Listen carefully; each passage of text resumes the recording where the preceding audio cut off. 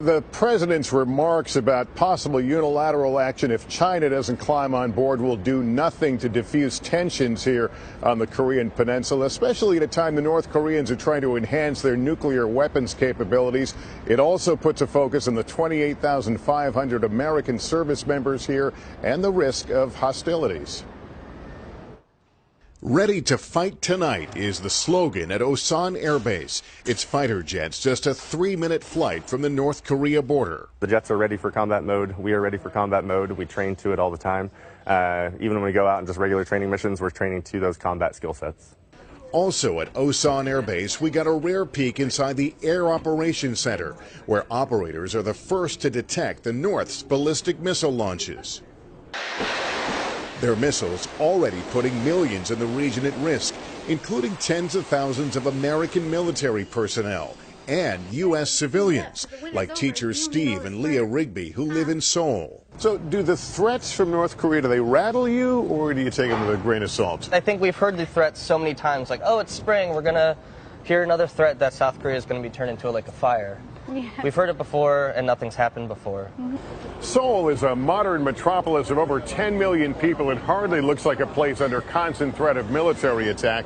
But in fact, shelters are plentiful and they are marked. A reminder, we sit just 35 miles from the DMZ, well in range of North Korean artillery.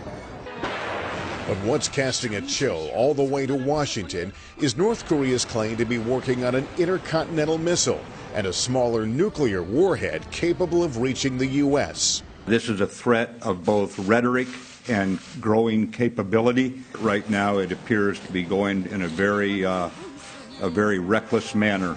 Secretary Mattis will get no argument from Tae-Young Ho, a high-ranking North Korean diplomat who defected last year.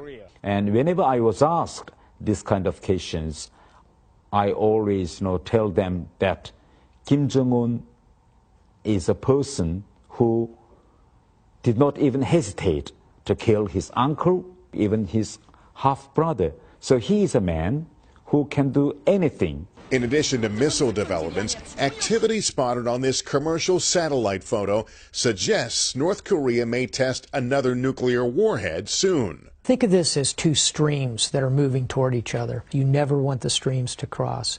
When they do, the U.S. will be forced to make a decision whether or not to do a preemptive strike. It's important to note there are about 300,000 U.S. citizens living in South Korea, the vast majority of them here in Seoul.